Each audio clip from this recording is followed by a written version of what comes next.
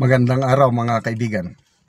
Bigyan natin ng reaction, opinion ngayon itong post ni Congressman Kiko Barsaga. Medyo matinding akusasyon ito ng Marcos administration laban sa Iglesia ni Cristo. Ito ang post.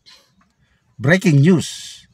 Marcos administration accuses Iglesia ni Cristo of paying members 3,000 pesos to attend November protest against corruption. Okay, kasado na po ang malakihang rally ng mga, ng mga kapatiran nating Iglesia ni Cristo. November 16, 17, and 18.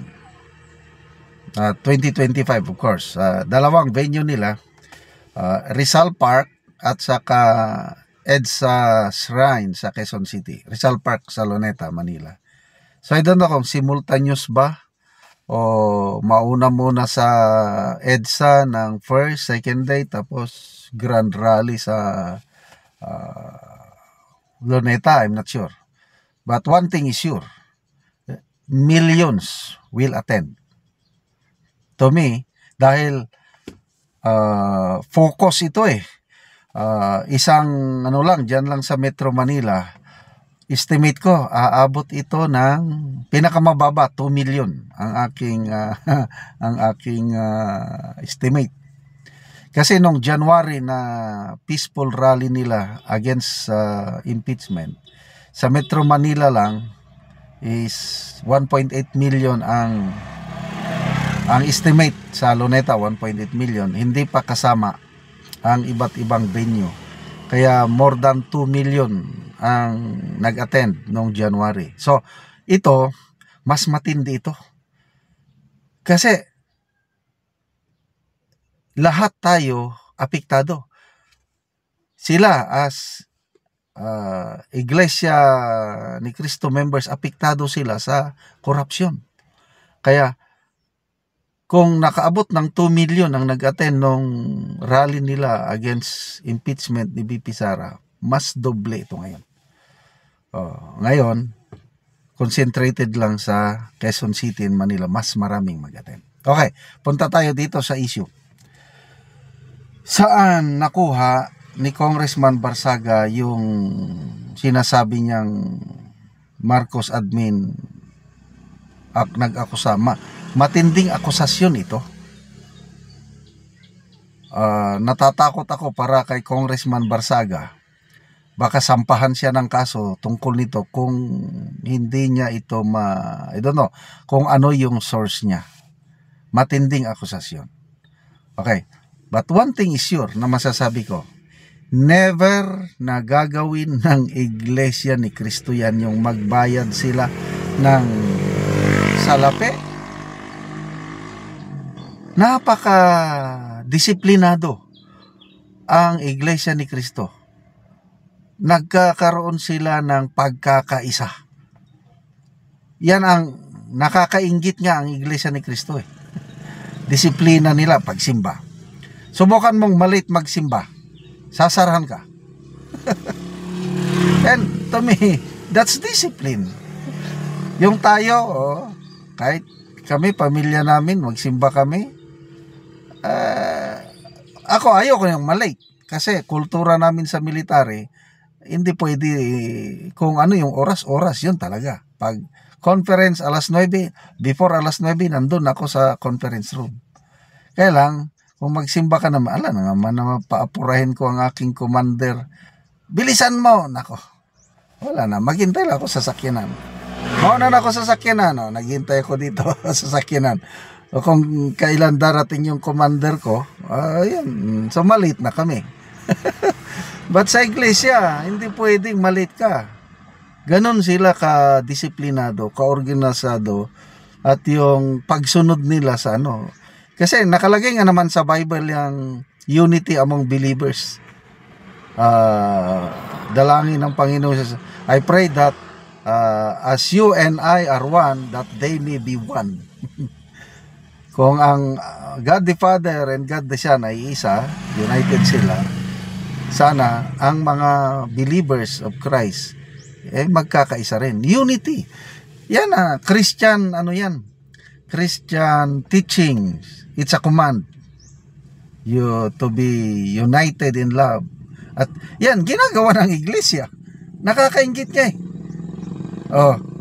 Tapos aakusahan mo na binabayaran, nako. Na that's an insult to our brethren sa Iglesia ni Cristo. Hindi gagawin ng church yan. Kahit may kaibigan ako from Cotabato, taga Cotabato siya, itong kaibigan ko. Meron siyang kapatid na sa Baguio. So nire-report sa akin, "Sir, yung kapatid ko, mga kasamahan niya from Baguio, nagbiyahe na. Kung bukas ang rally, ngayon pa lang nagbiyahe na yung from Baguio kasi ang venue nila doon sa Vigan City. Yun yung rally nung January na anti-impeachment ni BP Sara. Ganun. Gumastos sila from Baguio magpamasay papuntang Vigan, matulog pa sa isang BNB or gagastos talaga. Then attend ng rally, after that uwi sa Baguio. On their own, tao sa puso ang ginagawa ng members ng Iglesia ni Cristo. Every time na may peaceful rally sila, at ako nagpapasalamat sa Iglesia ni Cristo dahil usually tahimik ang Iglesia ni Cristo. Hindi nakikialam yan sa politika. Makikialam na lang pag malapit na ang eleksyon, magbibigay lang ng listahan. Ito ang ating napili na botohan. Ayun. Boboto sila. Ganun lang. Bibihira sila na mag-rally. When was the last rally na matagal-tagal na yung rally nila na malakihan? I don't know kung sinong presidente. So ito lang. This year, pangalawang rally na ito. Una, yung ayaw nila ng impeachment dahil walang maitulong sa bansa. Pangalawa, ito na. Against sila sa talamak na korupsyon, nakikialam na sila dahil hindi pwedeng bingi-bingian sa panahon ito. Responsibilidad ng bawat mamamayang Pilipino na magsalita, ipahayag ang ating pagkadisgusto para ang gobyernong ito magising. Hoy, gising! Kayong talaga Malacanang. Nagmamaang-maangan pa kayo na, paano nangyari ng ganito? Dahil sa kahinaan ninyo. Sobrang mahina kayo bilang leader, kaya nagkakaganito tayo. So again, salamat sa ating kapatiran sa Iglesia ni Cristo. Okay, salamat mga kaibigan sa inyong pagsubaybay sa ating channel. Nakakatulong kayo ng malaki sa tribong Talanding ng Bukidnon dahil ang income natin sa channel na ito pantulong sa tribo. Namimigay tayo ngayon ng libreng yero at pako para makapagpatayo itong tribo ng mas maayos na tirahan. Panoorin niyo ang video na ito. Mao na ni ang hero ang itabang sa mga tao nga kadtong mga daot na ang ilang balay og mao na ni sila ang matagaan. Ayo kay natagan na sa kan di na mi ulanan kay makatok na gyud mi. Ano piso? Padalanin na dako. Kami ni bay.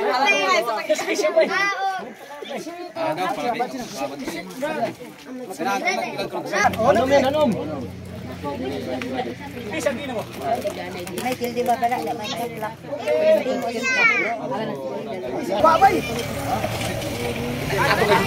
Kita ko bay na.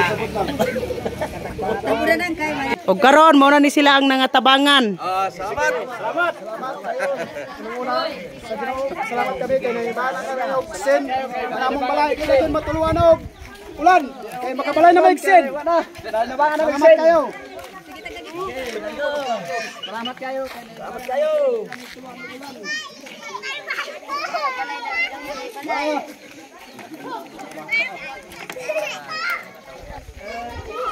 Nabangan kayo sen. Ilahi salamat kayo Ginoo. Nabangan kayo sen. Nga mo day. Ay nabangan na gid ko.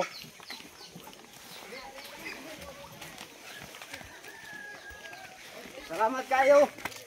Sana naghatag ani.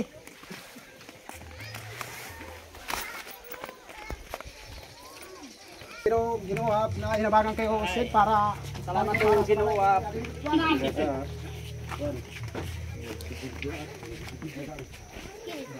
So muna ni ang gipatukod ni kuya nga balay. So makatop ra gid siya og gero.